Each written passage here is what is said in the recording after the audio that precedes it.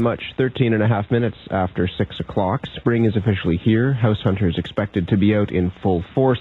There is traditionally a run on the housing market after March break wraps up. A lot of people want to move into their new homes by the end of summer. And this year there's also the added incentive to get in before interest rates go up and before the harmonized sales tax is introduced.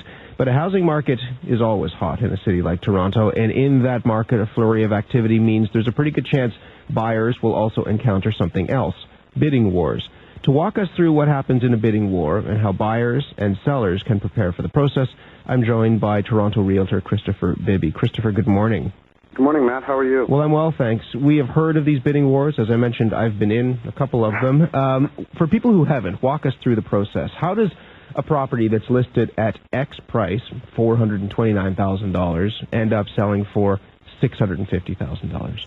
Well, typically what will happen is a property, for instance, let's say, will come for sale this morning once the market opens at $429,000. These sellers will instruct their agents, or the agents will obviously instruct the sellers that they do not want to consider any offers for at least 7 to 10 days. So during that time period, we'll have anywhere from 20 to 80 agents come through with their clients, and on the set offer date, all of a sudden you have a handful of people interested in the property, and that's essentially what drives the prices up. I mean, the interest is so high, and everybody wants the property, so whoever's willing to pay the most money walks away with the house or the condo. It's a matter of supply and demand, of course. So typically, I mean, the neighborhoods or the streets with low turnover and high demand, or the condominium buildings with low turnover and high demand, this is where we find we'll see the most bidding wars, and typically where the prices will go over asking. It can mean very different things for a buyer and for a seller. Of course. If you are a seller and you're looking to get rid of a house, how do you prepare a client? Well, typically, I mean, we obviously have to look at what's been selling in the neighborhood, the trends, and just how high the demand is. I mean, how saleable their property is.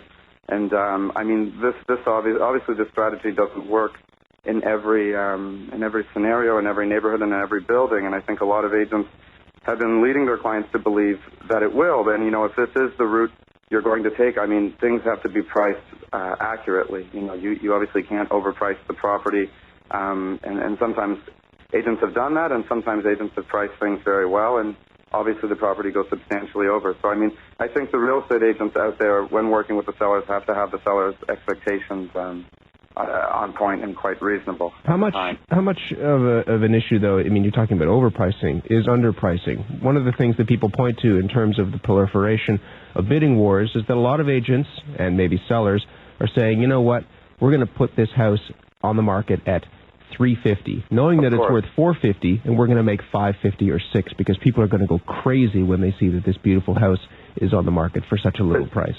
Exactly, and I mean, as you said earlier, I mean, real estate is a very emotional thing, and I mean, with that approach, I mean, they're trying to rope in as many people as they can, to get involved in this process. And I mean, I know from experience, I mean, I have priced properties quite low to bring in as many people as possible. And when you do have 15 offers in front of you, the majority of them, I mean, aren't substantial offers, but, they will drive the price up, and the people that are there that night, sitting in the car with their agents are the ones that are going to be, again, willing to go up to the 550 point. Amazing that you admit that, though, because it is really playing on people's emotional strings and just toying with people, isn't it? It is.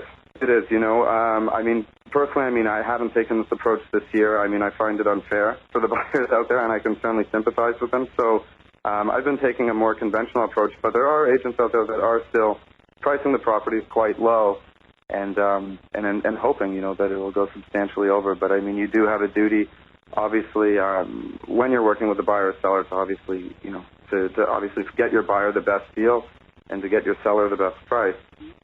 In this market, how do you prepare buyers for what is a pretty stressful and pretty tough process? I mean, you have to be willing to get knocked down and go back to that well, as I said. Of course, and I mean, when the market has been red hot, I mean, your clients typically will lose, they won't get the first property most of the time that they make an offer on, and it's a learning process for them. And they need to go through it maybe once or twice. And they're frustrated, but, it's up to the agent, obviously, to prepare the clients and to get all of their affairs in order in order. I mean, the financing has to be in place. Your client has to be pre-qualified. I mean, no buyer should go into a bidding war not knowing what they can or can't afford. All of the due diligence should be done in advance. If you're buying a home, I mean, do the home inspection before the offer date. If you're buying a condo, review a status certificate with a lawyer before the offer date. So typically, I mean, with my buyers, I mean, ideally we don't want any conditions on the offer. We want to give the vendor their closing date.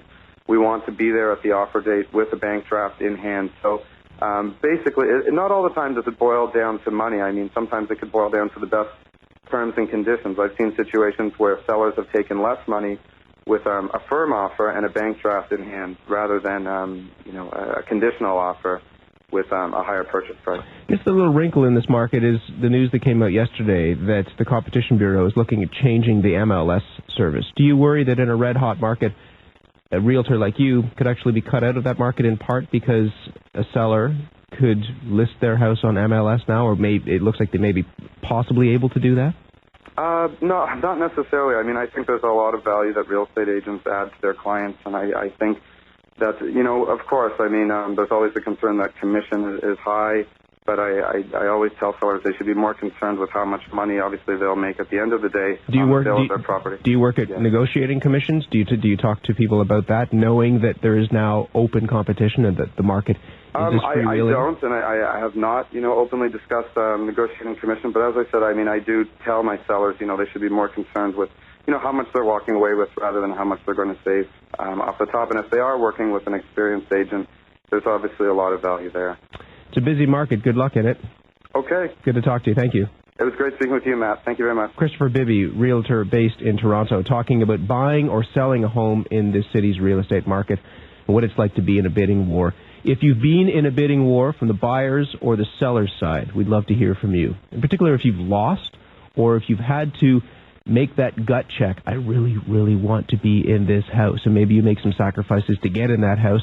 And the other side, I mean, if you're selling a house and maybe you didn't want to be involved in a bidding war, maybe you thought it was distasteful, or maybe you just stood back and watched the frenzy outside your window. Call the Vox Box and tell us your stories of bidding wars. 416-205-5807.